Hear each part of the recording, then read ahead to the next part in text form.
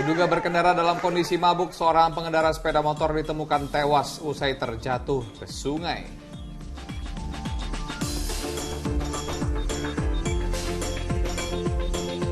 Jenazah Brigadir J yang terlibat baku tembak dengan sesama anggota Polri dimakamkan di kampung halamannya di Kabupaten Muaro Jambi.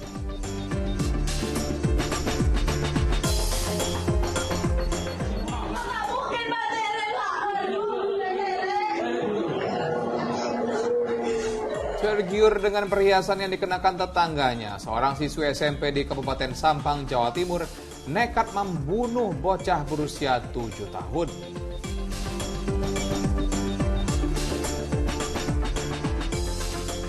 Mantan Presiden Lembaga Aksi Cepat Tanggap menjalani pemeriksaan terkait dugaan penyelewengan dana korban kecelakaan pesawat Lion Air JT610.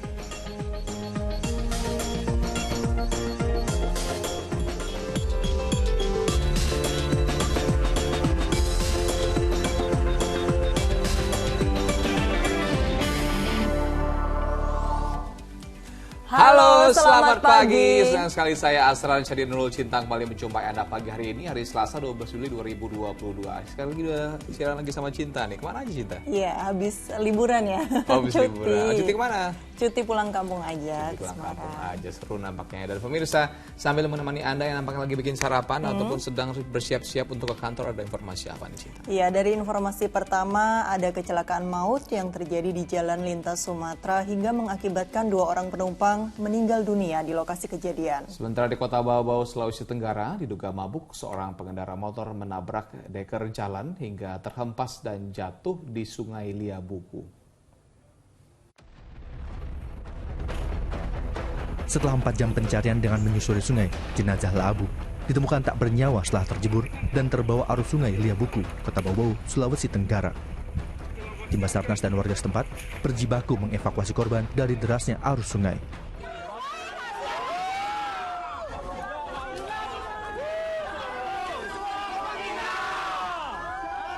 Kejadian berawal saat korban yang mengendarai sepeda motor menabrak deker jalan di lokasi kejadian. Diduga Laabu dalam kondisi mabuk saat berkendara hingga terhempas jatuh langsung ke sungai. Jadi sekitar jam 14.00 kami berhasil menemukan. Ditemukan di mana? Di belakang pesantren. Tidak jauh dari lokasi?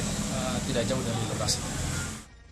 Dia nabrak truk berhenti loh ini. Iya, berhenti. Ya Allah. Ya Allah, hancur loh ya. Astagfirullahaladzim, ya Allah ya Rabbi. Kecelakaan maut juga terjadi di Jalan Lintas Sumatera, tepatnya di kilometer M3334 di Desa Sukamandi Hilir, Deli Serdang, Sumatera Utara. Akibatnya, 2 orang penumpang meninggal dunia di lokasi kejadian. Saat kejadian, angkutan umum minibus Prisma melaju menuju Lubuk Pakam. Diduga sang sopir mengantuk, mobil yang dikemudikan Jepri Parulian Sitompul tiba-tiba menabrak bagian belakang truk tronton yang sedang parkir di pinggir jalan untuk mengganti ban. Posisi abang mengantuk atau memang nggak terlihat atau bang? Itu dia bang. Aku pun nggak ngerti. Tiba-tiba udah nabrak. Abang nabrak apa itu saat itu? Bagian belakang mobil truk. Truk itu posisi berjalan atau berhenti bang? Berhenti. Berhenti. Hingga kini, kedua sopir yakni sopir truk dan sopir minibus masih menjalani pemeriksaan di unit kecelakaan lalu lintas Polresta Deli Serdang. Sementara, untuk kedua korban meninggal dunia berada di kamar jenazah Rumah Sakit Umum Haji Amri Tambunan, Lubuk Pakam. Tim Liputan melaporkan. Seorang pria ditemukan tewas dalam sebuah kecelakaan lalu lintas di Jalan Raya Cilincing, Jakarta Utara. Sementara di Jalan Danau Sunter Utara, Tanjung Priok, seorang pengendara sepeda motor tewas usai terjatuh dan terlindas ban bus Transjakarta. Seorang pengendara sepeda motor tewas usai terlindas roda bus Transjakarta di wilayah Sunter, Tanjung Priok, Jakarta Utara, Senin petang. Korban yang bernama Ferry meninggal dunia di lokasi kejadian setelah sepeda motornya terserempet bus Transjakarta dan terjatuh saat keduanya melintas di Jalan Danau Sunter Utara. Terserempet busway.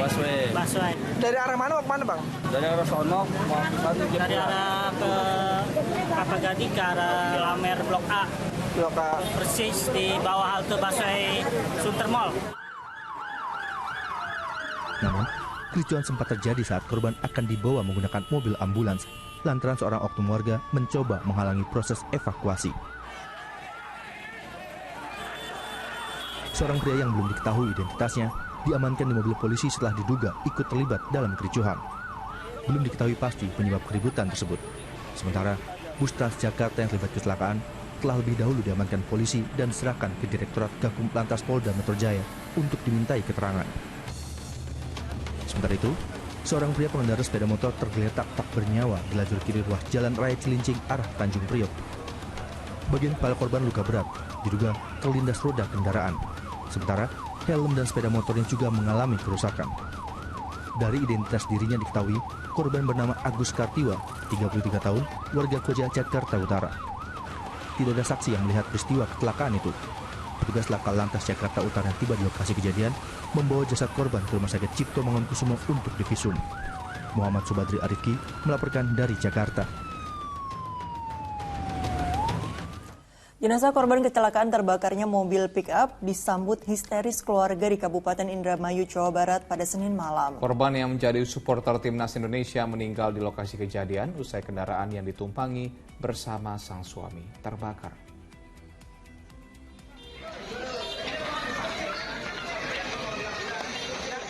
Kedatangan kendaraan jenazah yang membawa korban kecelakaan pickup terbakar disambut histeris oleh keluarga di Desa Patrolor, Kabupaten Indramayu, Senin malam. Keluarga dan kerabat tak kuasa membendung tangis saat jenazah Megan Fitri Aprilian dibawa ke masjid untuk disalatkan.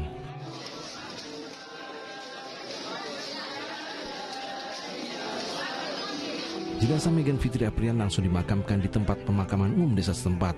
Sedangkan sang suami, Billy Martin Maulidan, dimakamkan di kampung halamannya di Kecamatan Kandang Haur, Kabupaten Indramayu.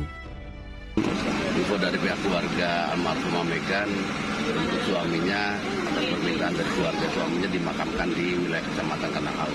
Ini berangkat bebarengan atau gimana nih Pak, 6-7 orang ini Pak? Mereka informasi dari pihak keluarga, mereka menonton pertandingan tersebut berbarengan, pulangnya pun berbarengan. Naik pick up ya Pak ya? Naik mobil pick up.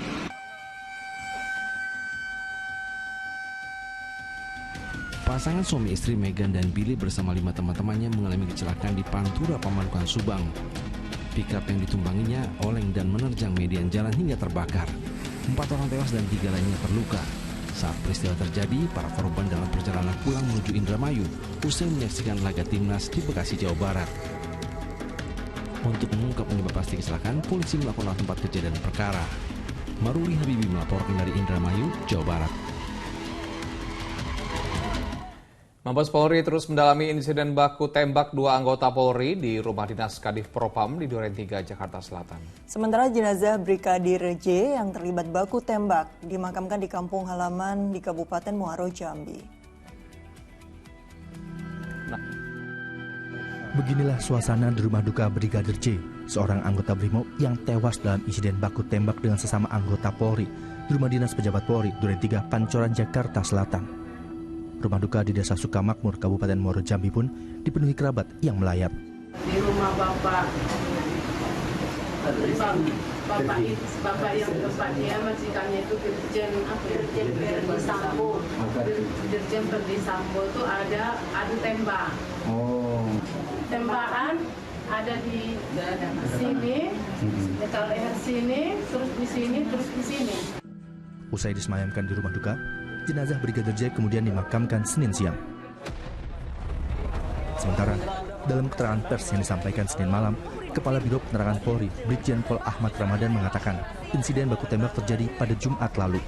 Brigadir J yang merupakan sopir dinas istri Kadif Propam, Irjen Pol Ferdi Sambo, tiba-tiba masuk ke kamar pribadi Kadif Propam saat istri Ferdi sedang beristirahat. Brigadir J kemudian melakukan pelecehan dengan menodongkan senjata ke arah kepala istri Ferdi. Istri Ferdi kemudian berteriak sehingga mengundang reaksi ajudan Barada E yang saat itu berada di lantai 2 rumah.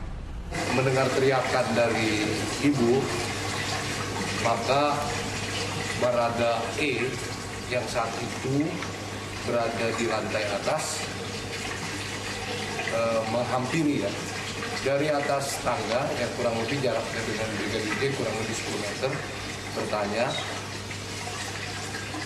bertanya ada apa, namun direspon dengan tembakan yang dilakukan oleh Brigadir J. dari hasil olah TKP dan visum yang dilakukan, Brigadir J mengalami luka tembak sebanyak 7 lubang.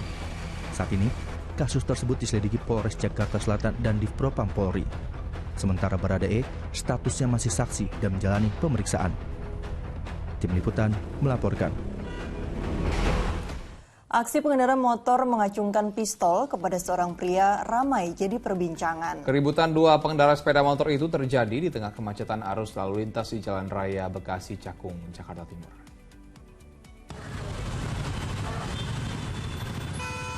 Keributan dua pengendara sepeda motor di Jalan Raya Bekasi Cakung, Jakarta Timur pada Senin pagi menjadi viral setelah diunggah ke media sosial. Salah seorang pengendara terlihat mengancungkan sepucuk pistol ke pengendara motor yang berdiri di sisi motornya. Peristiwa itu bermula ketika pengendara sepeda motor yang mengenakan jaket berwarna ungu mengendarai motornya melawan arus lalu lintas di tengah kepadatan kendaraan sehingga malah menimbulkan kemacetan. Bahkan laju motornya nyaris menyerempet polisi yang akan menuju ke Mapolsek Cakung. Saat ditegur, pria itu malah mencabut sebilah pisau dan mengancam. Melihat itu, sang polisi mengeluarkan pistol dan meminta pengendara itu menyerahkan pisaunya. Dan kemudian ditegur, setelah ditegur, dia mengancam petugas tersebut dan mengeluarkan pisau dan mengarahkan ke arah perut aparat, sehingga diberikan peringatan dan direbut pisau tersebut, pelaku dibawa ke kantor polisi.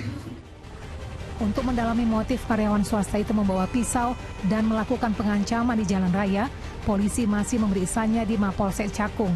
Sementara pisau lipat yang digunakan untuk mengancam disita sebagai barang bukti. Triwibowo melaporkan dari Jakarta. Selebgram Medina Zain kembali diperiksa dalam kapasitasnya sebagai saksi terkait laporan selebgram Marisha Icha atas kasus tuduhan penganiayaan. Marisha melaporkan Medina Zain dugaan membuat laporan palsu penganiayaan. Medina Zain tampak keluar dari rutan Polda Metro Jaya dengan mengenakan baju tahanan dengan kedua tangan diborgol, didampingi penyidik Polda Metro Jaya. Medina dikeluarkan sementara untuk diperiksa sebagai saksi atas laporan yang dilayangkan oleh selebgram lainnya, Marisha Icha. Medina tidak berkomentar banyak saat dikonfirmasi oleh pihak media. Dia hanya mengucapkan permohonan maaf dan selamat Idul Adha. Kasus ini berawal dari mediasi yang melibatkan Marisha Icha dan Medina Zain di Polda Metro Jaya pada November 2021. Medina Zain menuding Marisha Icha melakukan pemukulan hingga dirinya membuat laporan di Polres Metro Jakarta Selatan. Sebaliknya, Marisha Icha justru melaporkan balik Medina ke Polda Metro Jaya atas dugaan laporan palsu. Setelah pemeriksaan saksi-saksi yang belum lengkap, yaitu MZ yang selama ini selalu mangkir dan suaminya juga yang selalu mangkir dan telah 2 kali tidak hadir. Tadi saya dengar informasinya bahwa suaminya hadir juga. Mudah-mudahan suaminya juga diperiksa. Ketika semua sudah rampung, baik pengacaranya juga sudah diperiksa, anggota Polres Jakarta Selatan juga sudah diperiksa yang menerima laporan polisi. Sejumlah laporan menarik masih akan hadir usai kumandang azan subuh untuk wilayah ibu kota DKI Jakarta dan sekitarnya. Ini ada diduga keracunan limbah penyembelihan hewan kurban ribuan ikan di aliran Kali Baru, Cililitan mati. Bersama kami di Fokus Pagi.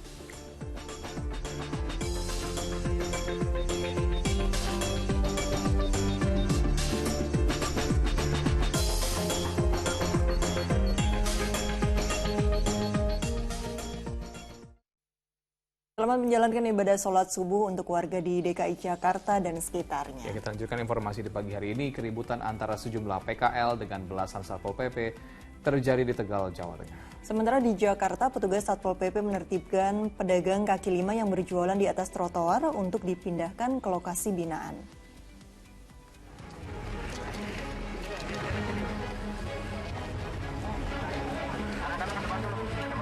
Satu persatu pedagang kaki lima yang berjualan di atas trotoar pedestrian Kota Tua, Jakarta pada Senin siang didatangi petugas Satpol PP.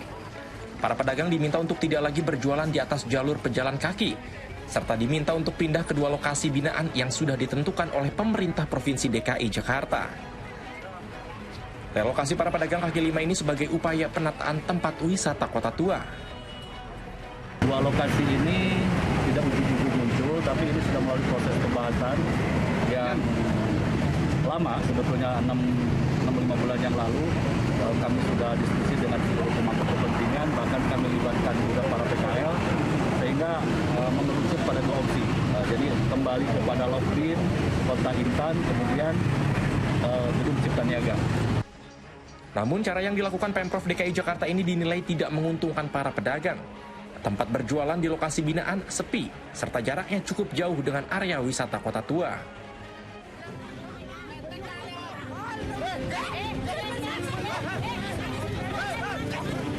Sementara itu, keributan antara sejumlah PKL dengan belasan Satpol PP ini terjadi saat penertiban di kawasan Taman Pancasila, Tegal, Jawa Tengah, Senin sore. Kedua kubu terlibat adu mulut serta saling dorong hingga nyaris baku hantam.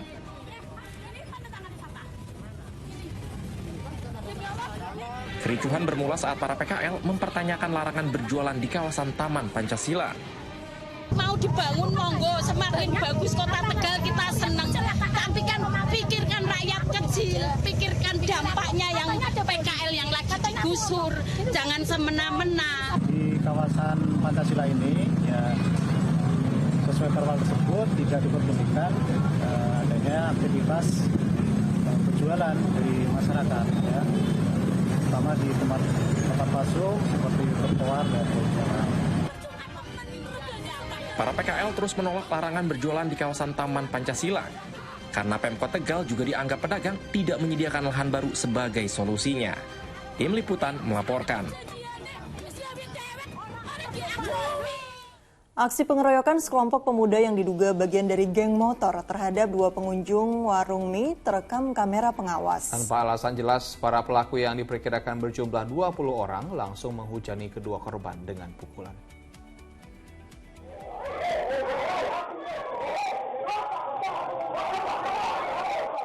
Dari rekaman CCTV terlihat 2 korban pengunjung warung mie Aceh di Jalan Antariksa, Medan Polonia yang tengah asik menyantap makanan. Tiba-tiba didekati sekelompok pemuda bermotor sambil menggeber-geber mesin kendaraan. Para pelaku yang diperkirakan berjumlah 20 orang langsung menghujani kedua korban dengan pukulan.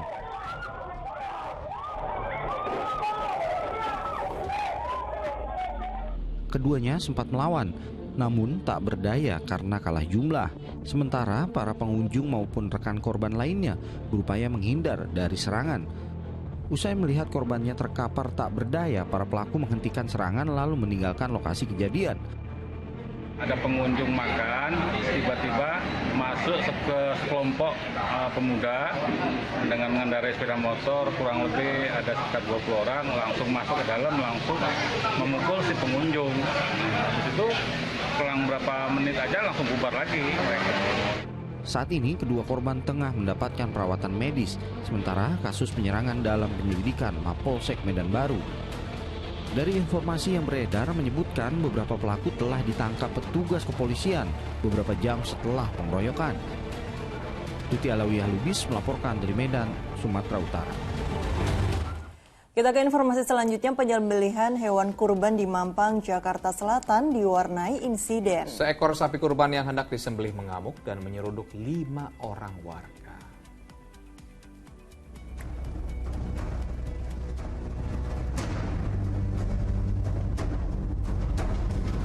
Sapi yang hendak disembelih untuk kurban ini mengamuk dan berhasil kabur. Sedikitnya 5 orang warga yang berusaha menghentikan sapi justru terseret dan terinjak-injak.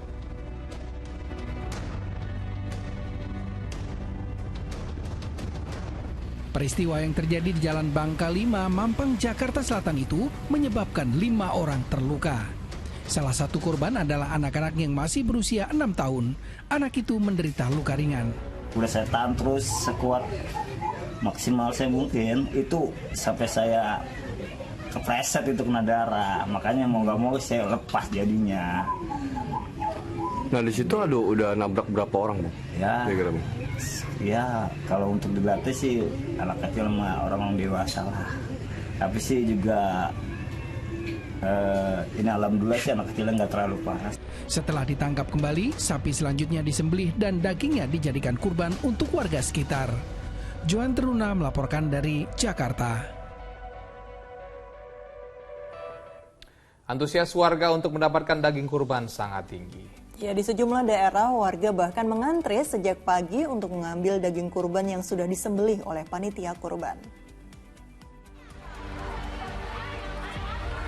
Puluhan warga yang bermukim di sekitar Jakarta Islamic Center Senin sore mengantre untuk mendapatkan daging hewan kurban. Mereka mengantre sejak pagi hari. Dan agar tidak terjadi penumpukan saat mengambil daging, warga yang akan mengambil jatah kurban masuk satu persatu ke dalam ruangan.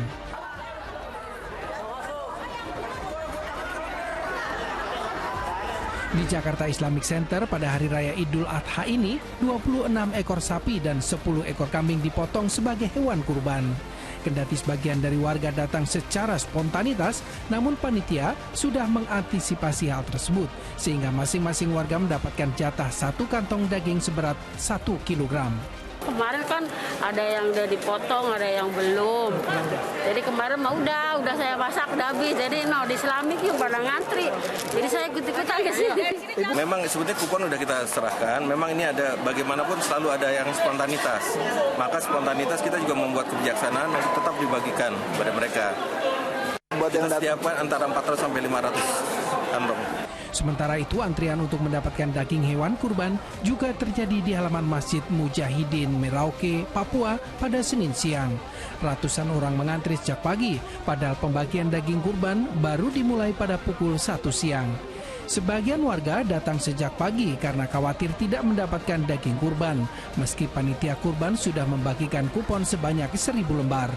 Tim Liputan melaporkan dari Jakarta dan Papua. Pasca Hari Raya Idul Adha, warga Teluk Pucung, Kota Bekasi dibuat kesal dengan banyaknya jeroan hewan kurban yang dibuang sembarangan di kali irigasi. Pasalnya, isi jeroan menimbulkan bau busuk yang menyengat. Seperti inilah kondisi kali irigasi di Kelurahan Teluk Pucung, Bekasi Utara yang dipenuhi oleh isi jeroan hewan pada Senin sore. Jeroan hewan ini sebagian nampak sudah mulai membusuk dan dikerubungi lalat. Kondisi ini dikeluhkan warga lantaran menimbulkan bau busuk yang menyengat serta membuat kali tercemar. Warga berharap pemerintah Kota Bekasi menindak lanjut oknum yang membuang jeroan hewan ke kali tanpa dikelola dengan baik. Hal ini melanggar Perda nomor 10 tahun 2011 dan akan dikenakan denda sebesar 50 juta rupiah atau kurungan 3 bulan penjara.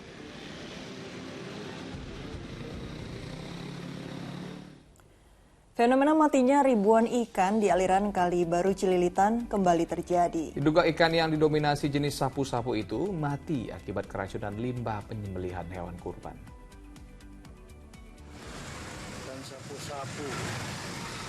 Ribuan ikan di aliran Kali Baru ditemukan mengambang di pintu air Cililitan Senin pagi. Agar tak mencemari lingkungan, petugas Dinas Lingkungan Hidup DKI Jakarta segera mengangkut ikan dari aliran kali. Diduga ribuan ikan yang didominasi jenis sapu-sapu ini mati karena keracunan limbah hewan kurban. Pasalnya ditemukan limbah hewan kurban berupa jeroan di aliran sungai. Ironisnya peristiwa ini bukanlah kali pertama terjadi. Tahun lalu saat perayaan Idul Adha juga disusul dengan matinya ikan-ikan di aliran kali meski jumlahnya lebih sedikit. Namun diduga karena penyebab yang sama. Untuk memastikan penyebab kematian ikan, petugas lingkungan hidup telah mengambil sampel air untuk diuji di laboratorium. Ya, ribuan ikan. Itu berserta jeroan kambing atau sapi juga gitu? Iya, kami berikut itulah. Tapi kita pengaruhnya aslinya kita nggak tahu. Isinya itu pengaruh apa gitu kan ya perlu ini juga lah ya kan pemeriksaan kelanjutan kan. Di sisi lain, kematian ribuan ikan ini menjadi berkah tersendiri bagi warga pencari ikan sapu-sapu. Jika dalam sehari, biasanya mereka hanya bisa mendapat beberapa kilogram. Dengan fenomena ini, mereka bisa mendapatkan sedikitnya 30 kilogram. Setahun sekali ya Idul Adha lah. Ya. Itu dikarenakan apa sih bro? Ya, karena mabukin aja. Jeroan sapi. Tiap tahun seperti ini. Oh, seperti ini? Iya. Setelah dipilih, ikan sapu-sapu yang didapatkan nantinya akan dijual ke pengepul seharga Rp15.000 per kilogram. Namun tentu saja, fenomena ini harus segera diatasi agar tidak berdampak pada kerusakan lingkungan. Triwibowo melaporkan dari Jakarta. Kita ke informasi lain, pemirsa. Banjir dan tanah longsor kembali menerjang Kabupaten Seram bagian barat. Selain permukiman terendam banjir, longsor juga menimbun rumah di wilayah itu.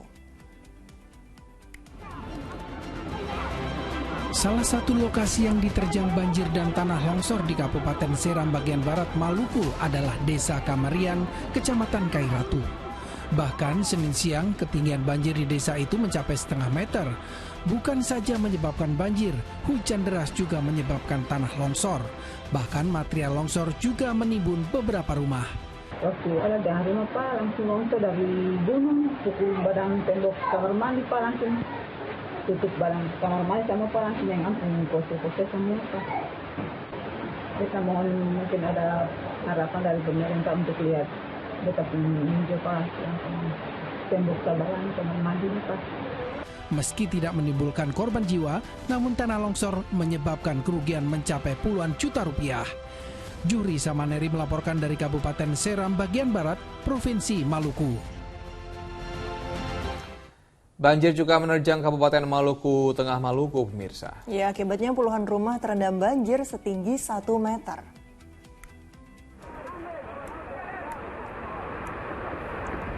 Beginilah kondisi banjir yang melanda permukiman warga di Desa Kaitetu, Kecamatan Leihitu, Kabupaten Maluku Tengah, Maluku. Khawatir banjir semakin meluas, warga bergotong royong membendung air dengan membuat tanggul pasir. Banjir besar ini terjadi lantaran hujan deras mengguyur serta meluapnya sungai. Akibatnya puluhan rumah terendam banjir yang mencapai ketinggian 1 meter. Warga yang tinggal di bantaran sungai dan lereng gunung diimbau untuk selalu waspada.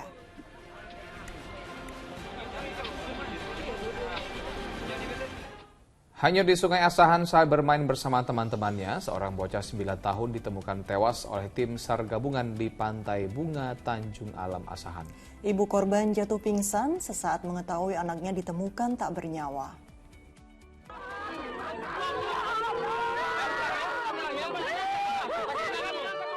Tangis histeris sang ibu pecah sesaat setelah tim SAR gabungan Tanjung Balai Asahan mengevakuasi jasad anak laki-laki bernama Zayan Akbar Senin siang.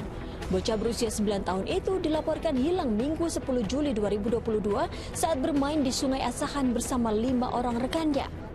Orang bersama 6 rekannya sedang mandi di Sungai Tanjung Alam.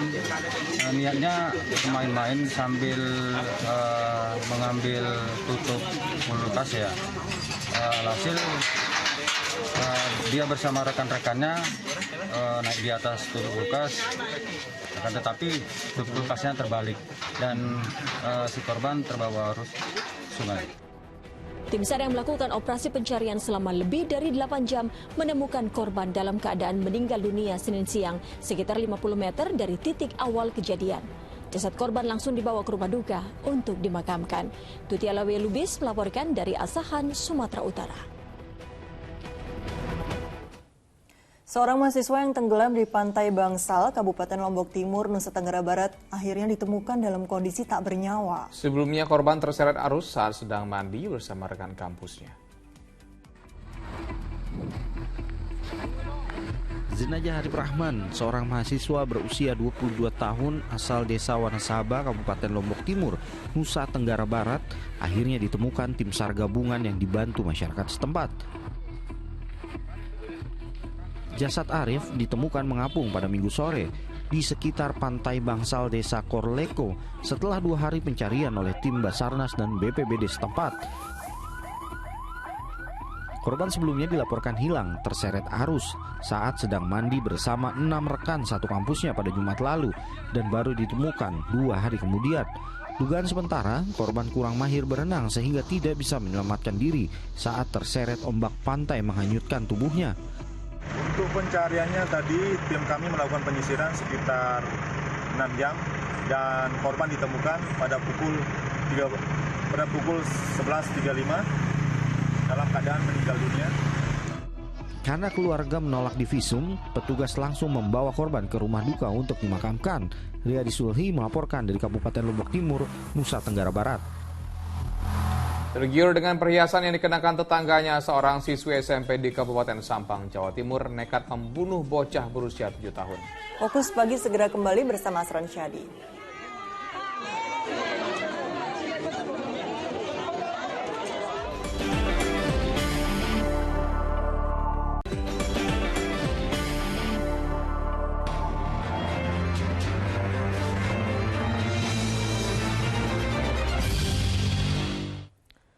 Anda Anda kembali Fokus Pagi bersama saya Asran Syadi. Buron 3 pekan pria yang melakukan penyiraman air keras terhadap mantan istri, anak, dan mertuanya di Kabupaten Bekasi berhasil diringkus. Diduga ia nekat menyiramkan air keras itu lantaran korban menolak rujuk.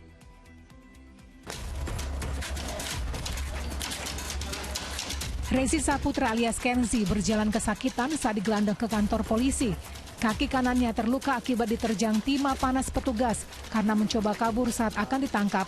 Lelaki 26 tahun itu berhasil diringkus di tempat persembunyiannya di wilayah Cikarang setelah jadi buronan polisi selama 3 pekan. Tersangka Kenzi adalah pelaku penyiraman air keras terhadap mantan istri, anak, dan mertuanya. Dari hasil pemeriksaan petugas, ia nekat melakukan penganiayaan itu lantaran sakit hati pada sang mantan istri yang berulang kali menolak diajak rujuk.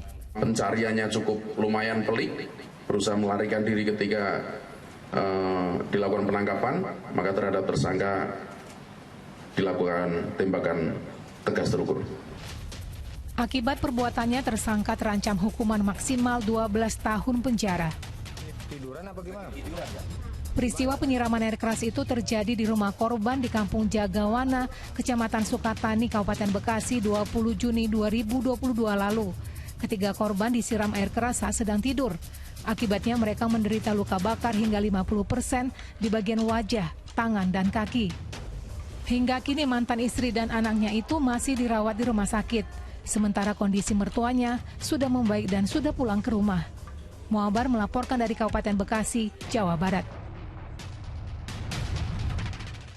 Seorang pencuri sepeda motor dihakimi massa setelah tertangkap basah sedang beraksi di Brebes, Jawa Tengah. Dari rumah pelaku, polisi mengamankan sebanyak 4 unit sepeda motor hasil curian yang belum sempat dijual. Pamitan dan salaman.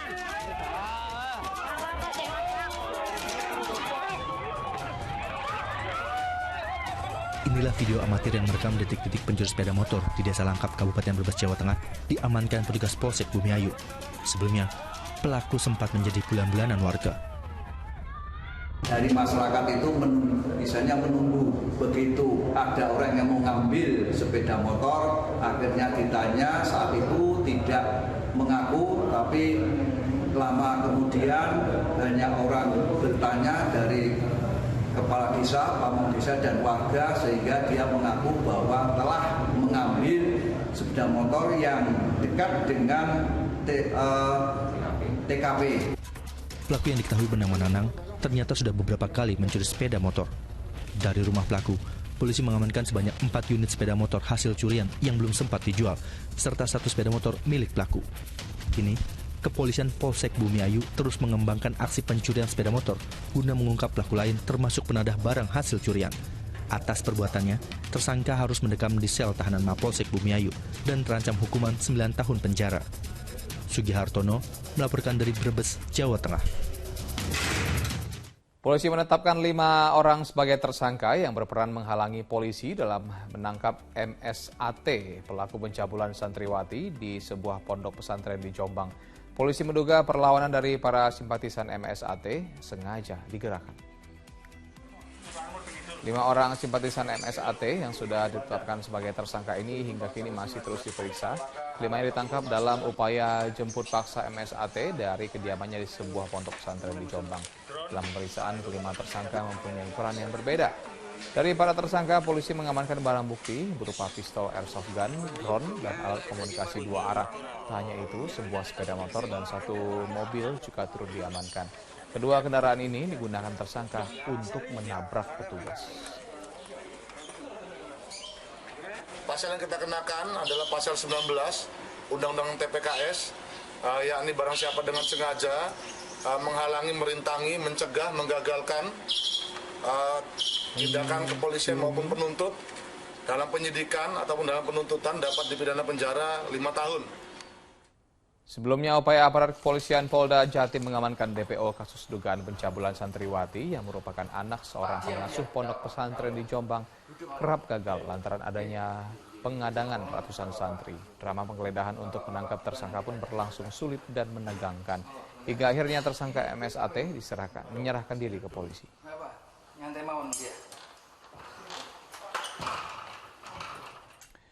Tergiur dengan perhiasan gelang dan kalung yang dikenakan tetangganya, seorang siswi SMP di Pulau Mandangin, Kabupaten Sampang, Jawa Timur, nekat membunuh bocah berusia 7 tahun. Jasad korban ditemukan di selokan belakang rumah. Warga Pulau Mandangin, Kabupaten Sampang, Jawa Timur berkerumun saat jasad seorang anak berusia 7 tahun dibawa ke rumahnya usai ditemukan tewas di dalam selokan kecil tak jauh dari tempat tinggalnya.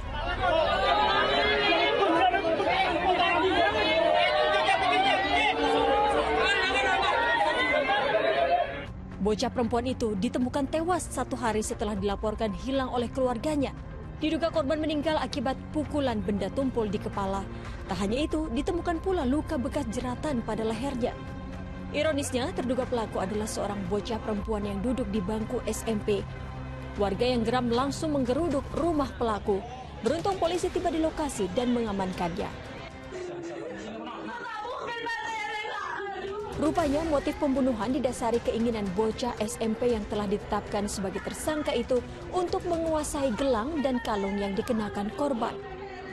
Modus dari tersangka Ain ini yang umur 14 tahun, anak perempuan juga, 5 hari sebelumnya nginep di rumah korban.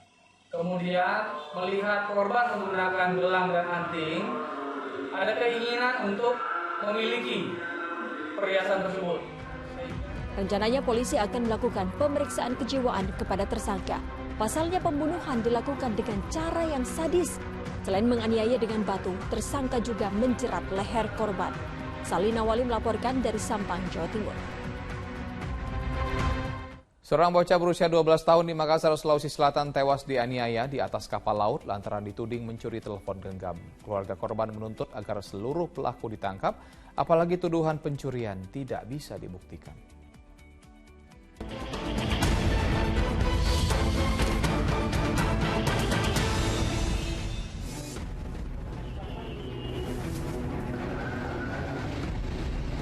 Hati siapa yang tak hancur mengetahui buah hatinya tiba-tiba meninggal dunia tanpa sebab yang pasti. Inilah yang dirasakan Retnasari, ibu dari Diki Perdana, bocah berusia 12 tahun yang tewas di atas kapal motor Dharma Kencana 7 di Pelabuhan Makassar, Sabtu malam 25 Juni lalu. Retnasari mengatakan awalnya ia dan sang suami serta kedua anaknya melakukan perjalanan dari Surabaya dengan tujuan Manado, Sulawesi Utara untuk membuka usaha warung makan. Saat kapal berlayar menuju Makassar, Retnasari terkejut. Anaknya secara tiba-tiba diambil paksa petugas keamanan kapal dan dikembalikan dalam keadaan sudah tidak bernyawa. Anak saya meninggal. Itu terakhirnya itu kan dibawa ke kamarnya petugas. Iya. Dipisahkan dari kita. Jadi kita kan udah nggak tahu lagi keadaannya bagaimana. Soalnya kita juga nggak boleh keluar dari ruangan interogasi. Anak saya itu dibawa ke belakang. Tuduhannya kenapa? Apa tuduhannya? Tuduhannya anak saya ngambil HP. Betapa terkejutnya Retnasari dan sang suami menerima kembali anaknya yang sempat ditahan dalam kondisi sudah tak bernyawa dan dituduh mencuri. Merasa tuduhan tidak benar dan kematian anaknya tak wajar, Retnasari dan sang suami yang turun dari kapal langsung membuat laporan ke polisi. Petugas pun melakukan olah TKP dan memeriksa sejumlah saksi. 4 hari berselang dari 9 orang saksi yang diperiksa, polisi menetapkan 6 orang sebagai tersangka atas kematian Diki Perdana. Diki dipastikan tewas karena luka penganiayaan yang dilakukan ke 6 tersangka karena dituduh mencuri handphone salah satu penumpang. Sudah kita tingkatkan statusnya menjadi tersangka berdasarkan dari gelar perkara dan juga semua kesusipan saksi-saksi dan juga alat bukti. 6 orang ini perannya masing-masing seperti apa dan bisa dijelaskan? Semua punya peran masing-masing. Korban ini diduga awalnya mencuri handphone dari salah seorang penumpang kapal. Jadi petugas keamanan kapal melakukan pengamanan dan juga menginterogasi korban, namun dengan cara kekerasan hingga berujung pada korban meninggal dunia. Ya, motif penganiayaan didasari tuduhan pencurian yang hingga kini belum terbukti.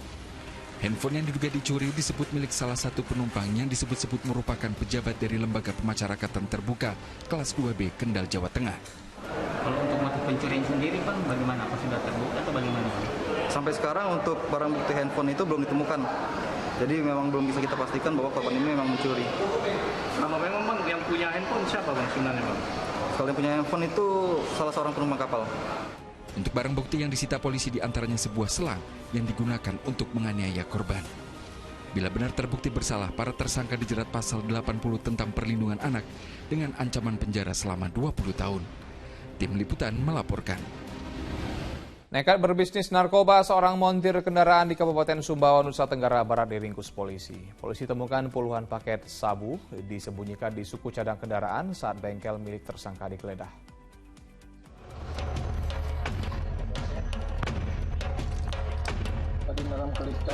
Montir berinisial RA, 43 tahun, asal Kelurahan Seketeng, diringkus tim Opsnal Satuan Reserse Narkoba Polres Sumbawa, Nusa Tenggara Barat di bengkel miliknya.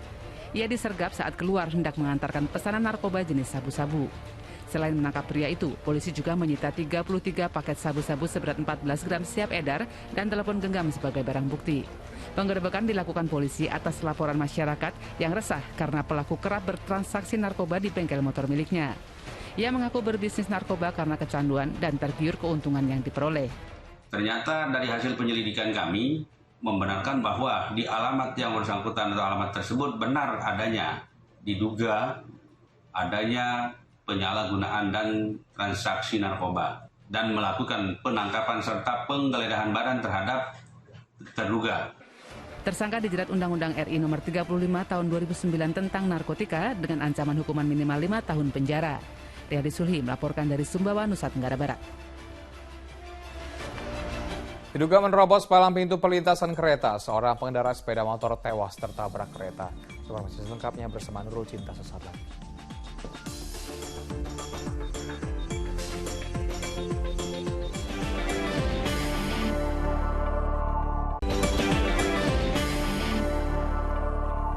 Anda masih menyaksikan Fokus Pagi. Dua pengendara sepeda motor terluka parah setelah kendaraan mereka mengalami kecelakaan di Jalan Raya Banjar, Pangandaran, Jawa Barat.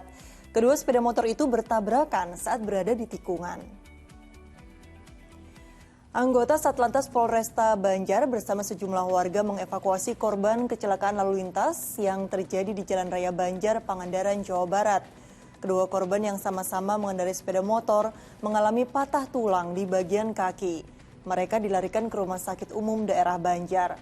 Peristiwa itu bermula ketika salah satu sepeda motor yang tengah melaju ke arah kota Banjar terlalu jauh masuk ke jalur lawan ketika masuk ke jalan yang menikung. Di saat bersamaan muncul sepeda motor lain yang menuju ke Pangandaran. Karena tak bisa menghindar, tabrakan kedua motor pun tak terelakkan.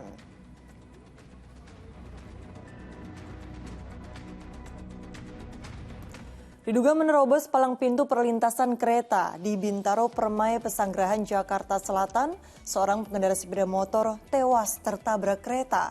Akibatnya jasad korban terpental hingga 50 meter dari lokasi kejadian.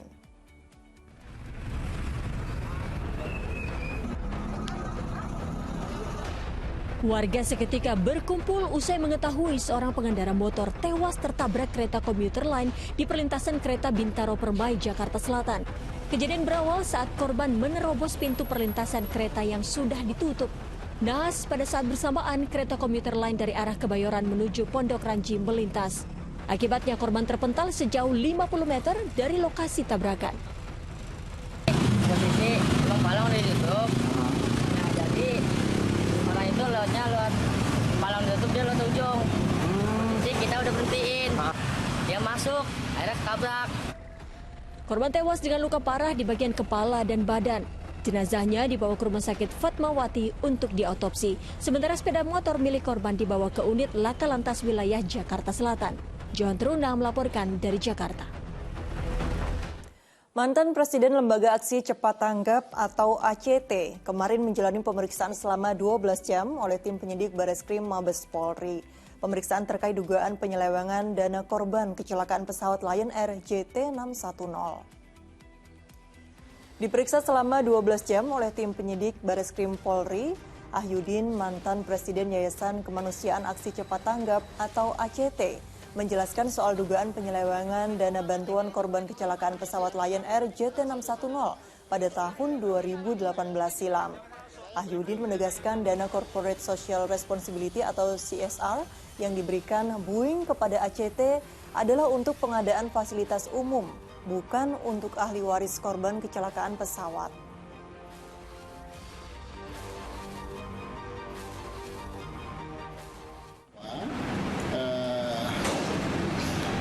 dana CSR yang diterima oleh ACT dari Boeing itu ya adalah bentuk santunan uang tunai yang dititipkan oleh Boeing kepada ACT lalu diberikan kepada waris, enggak begitu. Pengelolaan dana CSR kepada 68 ahli waris korban kecelakaan pesawat Lion Air Boeing JT610 yang terjadi pada tanggal 18 Oktober 2018 senilai 2 miliar lebih untuk tiap korbannya dengan total 138 miliar rupiah.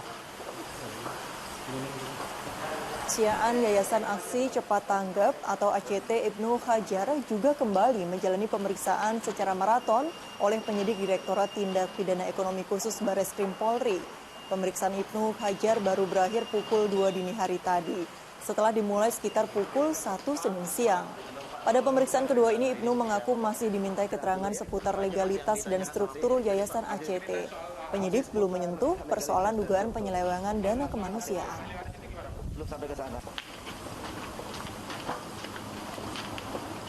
Sidang etik dugaan gratifikasi dengan terperiksa Lili Pintauli Siregar gugur, menyusul surat pengunduran diri Lili sebagai wakil ketua KPK. Dewan Pengawas KPK menyatakan Lili Pintauli Siregar tidak dapat diperiksa etik lantaran Lili sudah mengundurkan diri dari jabatannya sebagai wakil ketua KPK pada Senin siang kemarin. Ketua Majelis Tumpak Panggabean menyebut terperiksa tidak dapat melakukan sidang etik lantaran sudah bukan insan KPK lagi. Sesuai ketentuan, sidang etik berlaku bagi seluruh pimpinan Dewas dan insan KPK lainnya. Sedianya sidang etik akan memeriksa Lili Pintauli karena diduga menerima fasilitas dan akomodasi menonton gelaran MotoGP di Mandalika pada Maret 2022 lalu. Sehingga dugaan pelanggaran kode etik dan kode perilaku KPK tidak dapat dipertanggungjawabkan lagi kepada terperiksa. Dengan demikian cukup alasan bagi majelis etik untuk menyatakan persidangan etik gugur dan tidak melanjutkan penyelenggaraan sidang etik tersebut. Beralih ke informasi lain, beragam peristiwa mewarnai hari pertama tahun ajaran baru di sejumlah sekolah di tanah air. Dari orang tua pengantar yang ikut upacara bendera, rebutan bangku, hingga menyerbu pintu masuk sekolah.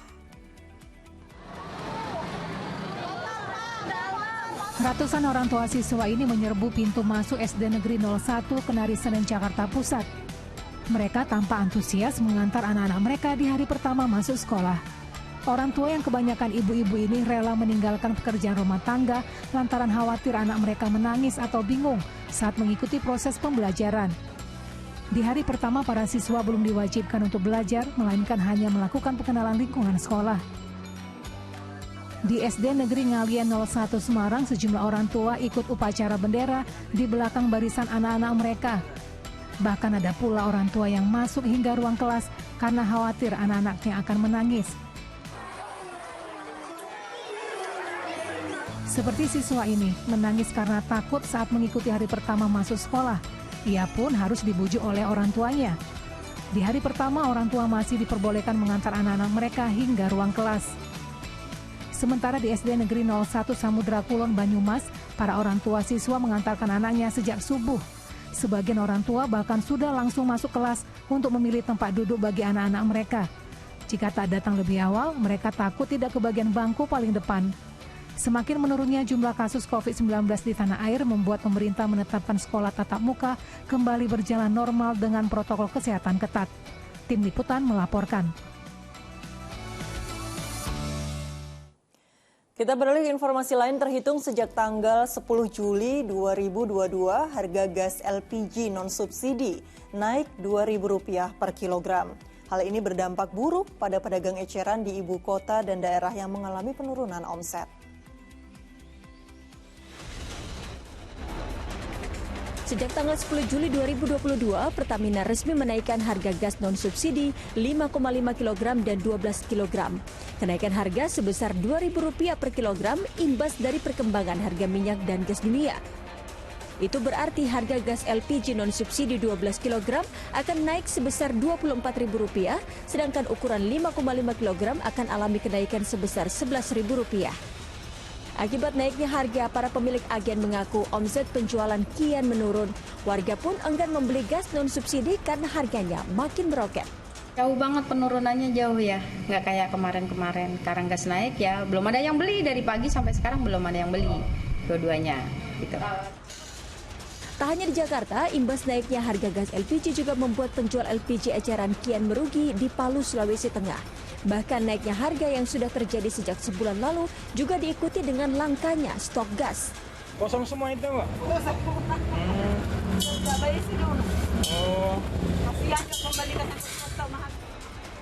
Saat ini gas ukuran 5,5 kg jika sebelumnya dijual seharga Rp90.000, kini menjadi Rp120.000. Sedangkan gas ukuran 12 kg dari Rp220.000 kini melonjak menjadi Rp250.000. Pedagang mengaku terpaksa berhenti berjualan LPG karena kian sepi pembeli. Tim Liputan Indosiar melaporkan dari Jakarta dan Palu, Sulawesi Tengah.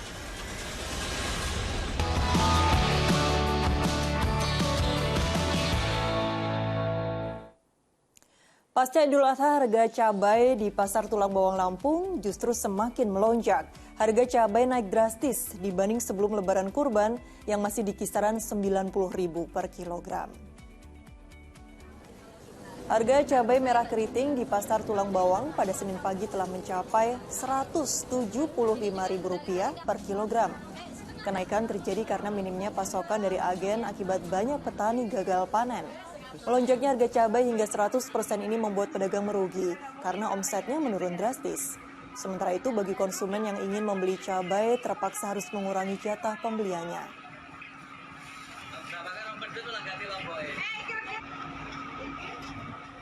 Puluhan ibu-ibu di Tulang Bawang Barat, Lampung rela antre untuk mendapatkan minyak goreng curah murah. Agar seluruh warga kebagian, mereka yang ingin membeli dibatasi maksimal 10 liter per orang.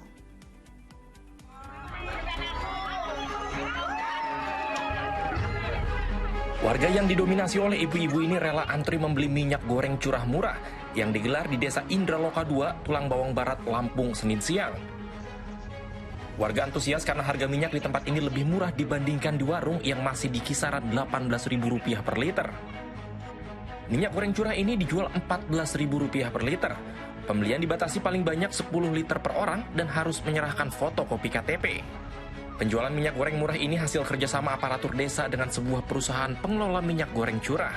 Anda sebagai masyarakat membantu saiki itu. Emang per liter berapa, Bu, harganya? Per liter? Di mana? Ini di sini. 14. Pihak desa menyediakan 1.000 liter minyak goreng curah murah untuk warga. Penjualan minyak goreng ini untuk membantu meringankan beban masyarakat di tengah tingginya harga bahan pokok saat ini. Ari Susanto melaporkan dari Tulang Bawang Barat, Lampung.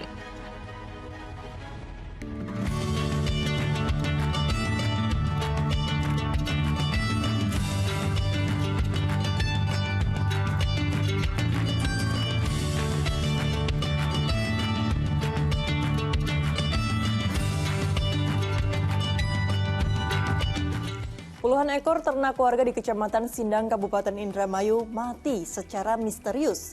Ternak berupa kambing tersebut mati dengan luka gigitan pada bagian perut dan kaki. Kematian misterius 21 ekor kambing ini membuat geger para peternak di Desa Wanantara, Indramayu, Jawa Barat. Matinya hewan ternak kambing milik warga ini mulai terjadi sejak 5 Juli lalu hingga sampai pada Senin kemarin. Seluruh kambing yang mati mengalami luka yang sama pada bagian perut dan kaki. Diduga kematian massal hewan ternak ini akibat serangan anjing liar. Para pemilik kandang ternak kini tengah bersiaga terutama pada malam hari guna mengantisipasi serangan lanjutan dari hewan liar tersebut. Ya. Jangan kambing 21 ntar nokin kan. PSSI resmi mengirimkan surat protes ke AFF soal dugaan main mata antara Thailand dan Vietnam yang menyingkirkan Garuda Nusantara. Fokus Pagi segera kembali.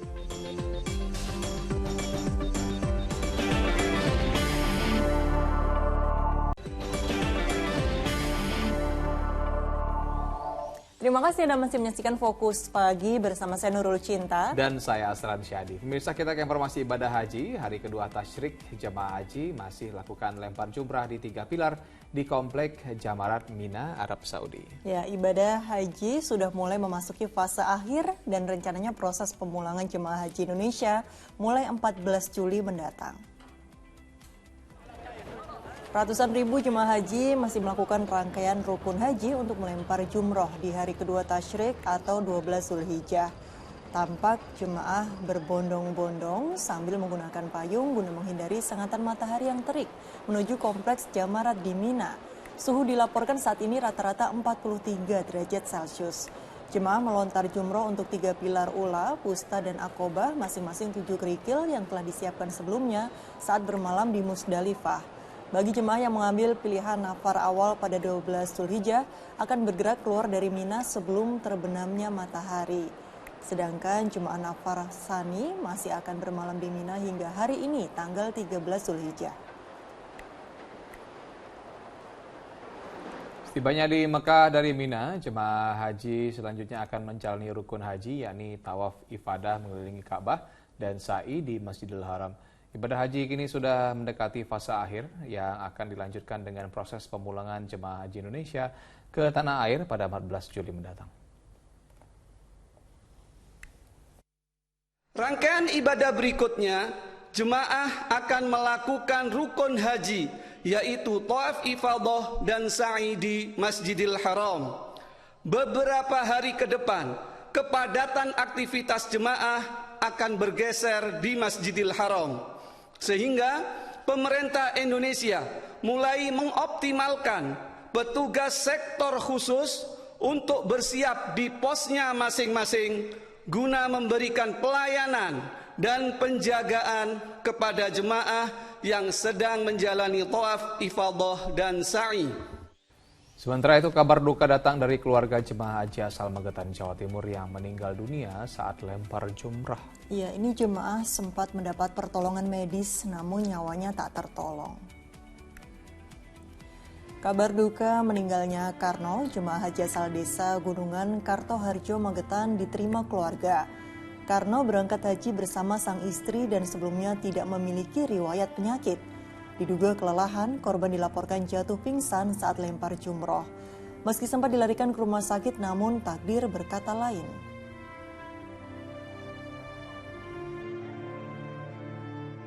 Sakit nggak ada apa-apa itu, cuma beritanya itu jatuh gitu, pingsan gitu aja. Pas jumroh, waktu itu. Waktu mau jumroh atau udah mbalang jumroh, ada yang bilang sudah mbalang jumroh terus pingsan gitu, bilangnya begitu. Langsung bawa rumah sakit? Iya, terus dibawa mobil, yang temennya yang itu langsung melanjutkan lagi, jadi urusannya medis sono, terus dibawa ke rumah sakit.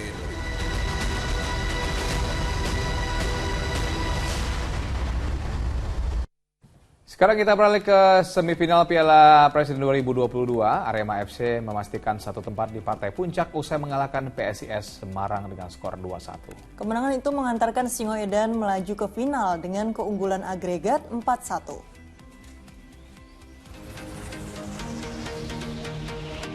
Arema FC melangkah ke partai final Piala Presiden 2022 usai mengalahkan PSIS Semarang 2-1 di Stadion Kanjuruhan, Malang, Senin sore.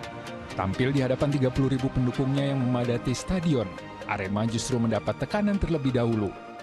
Laga baru berjalan 6 menit, PSIS yang mengejar agregat gol langsung mengancam lewat peluang Wawan Febrianto. Namun sayang masih melebar. Gol yang ditunggu publik tuan rumah akhirnya tercipta di menit ke-30. Tendangan bebas Rizky Dwi meluncur deras ke pojok kiri gawang Mahesa Jenar tanpa mampu dicegah kiper Rai Redondo. Terciptanya satu gol membuat permainan berjalan menarik. Menit ke-49, PSIS yang ingin mengejar defisit gol mengancam gawang tuan rumah lewat sundulan Ali Sesai. Namun kiper Adilson Maringga tampil apik untuk menggagalkan peluang Mahesa Jenar. Singoedan akhirnya memperbesar keunggulan di menit ke-74. Sepakan melambung Irsyad Maulana berhasil diteruskan Muhammad Rafli untuk mengubah skor menjadi 2-0. 4 menit jelang waktu normal berakhir, PSIS mencetak gol hiburan lewat sepakan Jonathan Cantilana yang menjebol gawang Maringga. Kemenangan 2-1 mengantarkan tim kebanggaan publik Malang melangkah ke partai final Piala Presiden 2022 dengan keunggulan agregat 4-1. Dari laga semifinal lain, Borneo FC memastikan 1 tempat di babak final Piala Presiden 2022 usai menang agregat 6-0 melawan PSS Sleman. Di partai puncak, Borneo FC akan berhadapan dengan Arema.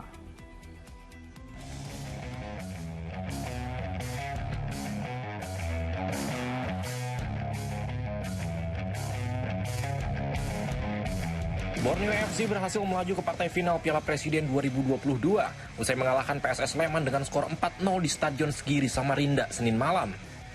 Dominasi tuan rumah sudah terasa ketika laga baru berjalan 15 menit. Bomber andalan Borneo FC Mateus Pato berhasil membuka keunggulan lewat sundulan kepalanya.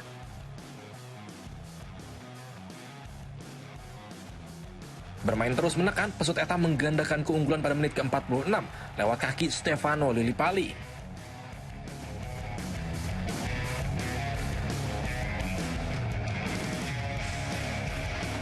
8 menit berselang, Borneo unggul semakin jauh. Muhammad Zihran sukses mencetak gol ketiga tuan rumah usai menerima umpan Mateus Pato.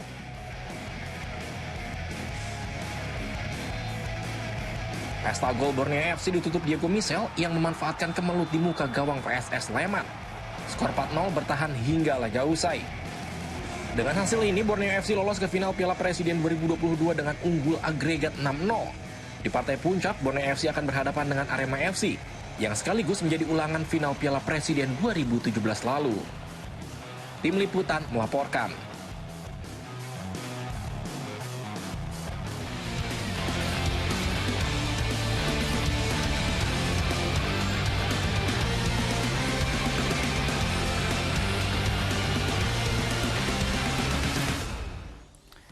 Kegagalan timnas Indonesia melaju ke semifinal Piala AFF U19 berbuntut panjang. Ya, PSSI resmi mengirimkan surat protes ke AFF soal dugaan main mata antara Thailand dan Vietnam yang menyingkirkan Garuda Nusantara.